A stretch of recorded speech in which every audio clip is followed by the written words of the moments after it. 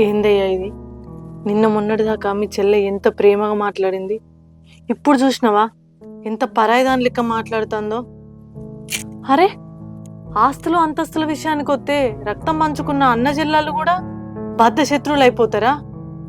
అది మనతోని ప్రేమగా మాట్లాడితే మనం దాని మాట ఇంటమో అయినవో అనుకొని అది అట్లా కోపంగా మాట్లాడిపోయినట్టుందే. సరే కానీ ఇప్పుడు ఏం చేద్దామంటావు? నాకు ఏం మనసును పట్టకుండా అవుతుంది.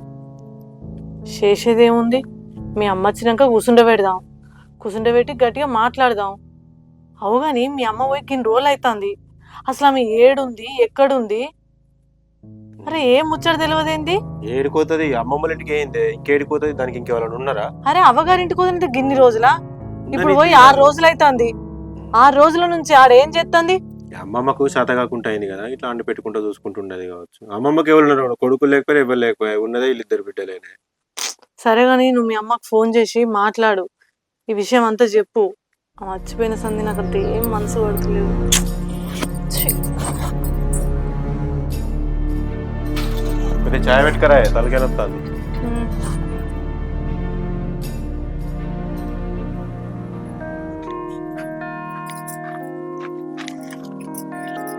ఏమైందా, పోయేసినావా?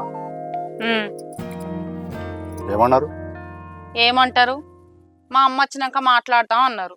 మా అమ్మ రేపు వస్తుందట, మన ఇద్దరం పోయి మాట్లాడదాం. మళ్ళా తర్వాత నేను రాను, నాకు పని ఉన్నదని చెప్తాను. అట్లా కాదే, ఇప్పుడు మనకు ఏం తక్కువైందనే వాళ్ళని భూమి రాసిమంటున్నావు? ఏం తక్కువైందా? ఏం ఎక్కువైంది చెప్పు నాకు. గవర్నమెంట్ జాబ్ అని ఉన్న ఇల్లు లోన్ మీద తీసినావు. ఆ లోన్ 30 సంవత్సరాలు కట్టాలి, అది గుర్తున్నదా నీకు? రేపు ఉట్టవయ్య పోరగాళ్ళకి ఏం సంపాదించిస్తావు? రూపాయి ఎనికేసింది లేదు. ఇంకా మళ్ళీ ఎందుకు అడిగినావు అని మాట్లాడుతాండు.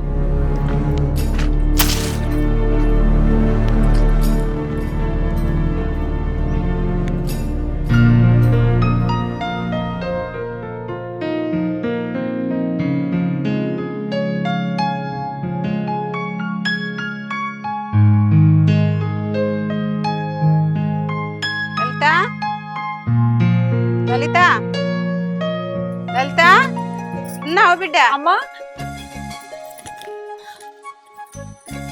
చిన్న అమ్మ. మంచిగా ఉన్నా బిడ్డ, మీరు మంచిగా ఉన్నారా? మంచిగానే ఉన్నావమ్మా, దా కూర్చో.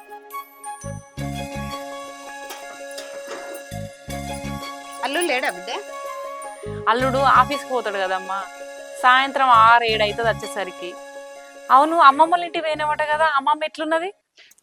అమ్మమ్మ వాళ్ళు ఇంటికోయిన బిడ్డ, నిన్ను అడిగినట్టు చెప్పింది, మంచిగానే ఉంది అది. అవు గాని నేను లేనప్పుడు మన ఇంటికి వచ్చినవాట కదా, ఏమైంది బిడ్డ? ఏమైందని నన్ను అడుగుతానవేందమ్మా? ఈ పాటికి రజని నీ చెవులు వేసే ఉంటది కదా, మళ్ళీ తెలవనట్టు నన్ను అడుగుతాను. నీకేం కావాలన్నది నాకు అర్థమైంది, కానీ ఇప్పుడే ఎందుకు కావాలంటున్నావు నాకు అర్థమైతలేదు. అంటే ఏం మాట్లాడుతానవమ్మా? నాకు ఇయ్య బుద్ధి అయితే లేదా నీకు? రజని ఆ ముచ్చటి చెప్పినాక నాకు ఎందుకో నమ్మబుద్ధి కాలేదే, అందుకే నీ దగ్గరికి వచ్చిన. నిజం చెప్పే, ఆ ఎకరం భూమి నీకు కావాలనుకుంటున్నావా? నాకు మొదటి నుంచి ఆ భూమి మీద ఎలాంటి ఆశ లేదమ్మా, కానీ ఈయన వల్లనే నా సంసారం చక్కగా సాగుతలేదు. చేసేది గవర్నమెంట్ నౌకరీ. ఈయన తోటోళ్ళందరూ మంచిగా లంచాలు తీసుకొని భూములు జాగలు ఎదికేసుకున్నారు. నా ఓరికి ఆలోచన ఏం లేదు, ఏమైనా నీతి నిజాయితీ అంటాడు. నీకు తెలియంది ఏమున్నది? ఈ ఇల్లేమో లోన్ మీద తీసుకున్నాం, లోన్ మీద కడతాను. నువ్వే చెప్పమ్మా, ఇక మేము సంపాదించేది ఎప్పుడు, కూడేసేది ఎప్పుడు? గందుకే ఆ భూమి కావాలని అడుగుతానా. అవ్వగారింటి నుంచి ఏదైనా ఇచ్చే బాధ్యత నాది, కానీ అదే కావాలని అడుగుతున్నావు చూడు, ఆ హక్కు నీకు లేదే. ఎందుకు లేదమ్మా? నేను నీ పాలు తాగే పెరిగిన, వాడు నీ పాలే తాగే పెరిగిండు. నేను నీ రక్తం పంచుకొనే పుట్టిన, వాడు నీ రక్తం పంచుకొనే పుట్టిండు. మరి అలాంటప్పుడు వానికి నాకు సమాన హక్కు ఎందుకు ఉండదు? మీ ఇద్దరు నా పిల్లలేనే, ప్రతి దాంట్లో మీ ఇద్దరికి సమానమే. కానీ ఎవ్వరు అడగని ఆస్తి అడుగుతున్నావు చూడు, అదే పెళ్లికి ముందు బాపుని అడిగితే సంతోషంగా రాసిచ్చు. కానీ ఇప్పుడు అడుగుతున్నావు చూడు, అది కరెక్ట్ కాదే. అబ్బో, మా అమ్మ రాక రాక మా ఇంటికి వస్తే నా మాట నిజం చేయనికి వచ్చిందేమో అనుకున్నా. బిడ్డ, నువ్వు అడగక ఆస్తి అడిగినవు, నీకు కాకపోతే ఇంకెవరికి ఇస్తా బిడ్డ అంటావు అనుకున్నా, కానీ గిట్లా అంటావని అనుకోలేదమ్మా.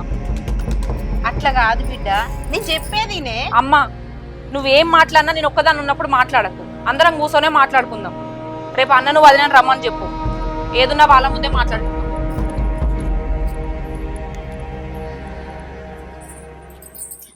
ఈయన ఊకే ఫోన్ చేయబట్టే. ఉన్నవా? ఏంది గీడ కూర్చున్నావా? ఇగో మేస్త్రి ఫోన్ చేసిండు. ఏమైందో చెల్లె ముగ్గెప్పుడు పోతారా అని అడుగుతాండు.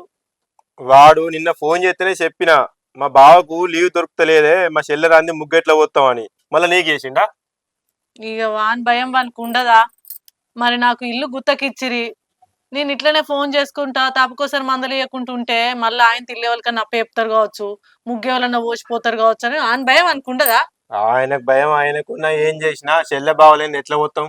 మళ్ళీ మా అమ్మ కూడా మా అమ్మ మన ఇంటికి పోయా, వాళ్ళు ఇద్దరు లేనిది మనం ఏంటి పోసుకుంటామా నే ముగ్గు?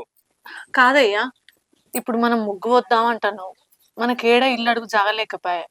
ఉన్నదేగా ఊరు పొంట 2 ఎకరాల భూమి, ఆడవో గుంటో 2 గుంటల మందం ఇల్లు ముగ్గు పోసుకుందాం అంటాను నిజమే. కానీ మరి ఉన్న భూమి మొత్తం కౌలుకి ఇచ్చినావు. ఇప్పుడు ఆ పసల పంట మొత్తం కంప్లీట్ అయ్యేదాకా ఆయన మన భూమి మనకు అప్పచెప్పడు. ఇప్పుడు ఏడ ముగ్గు పోద్దాం అనుకుంటున్నావు? కౌలుకి ఇచ్చినాక మనకేం హక్కు ఉండదు కదా ముగ్గు పోసుకోవడానికి.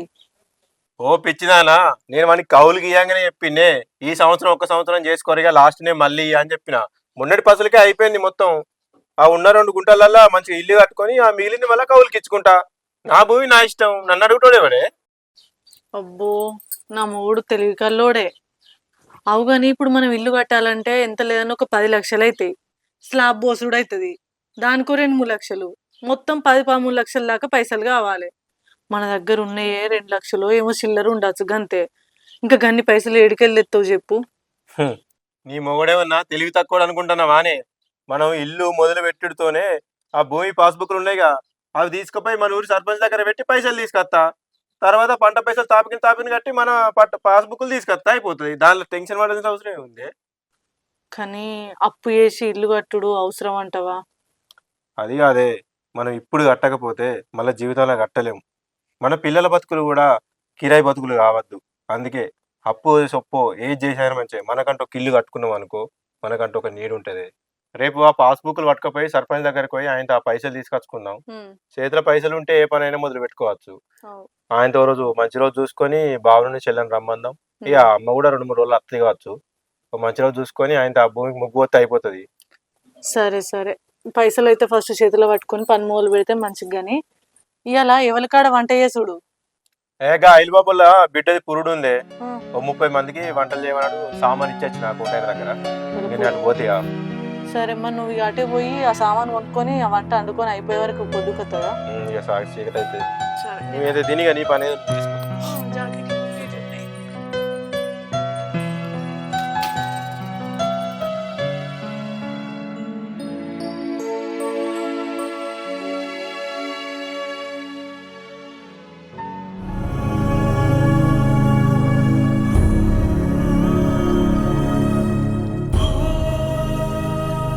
అమ్మా, నువ్వెప్పుడు వచ్చినవే? పొద్దుగాల నచ్చిన బిడ్డ చెల్లె దగ్గరకు పోయి వచ్చిన. నాకు చెప్తే అయిపో కదా, నాకు ఫోన్ చేస్తే నేను రాకపోతున్నా? పొద్దుగాల కోడలు చెప్పింది బిడ్డ, నువ్వు వంట వండడానికి పోయినవట కదా, అందుకే నిన్ను ఎందుకు ఇబ్బంది పెట్టాలని నీకు చెప్పలేదు. సరే దా ఇంటికి.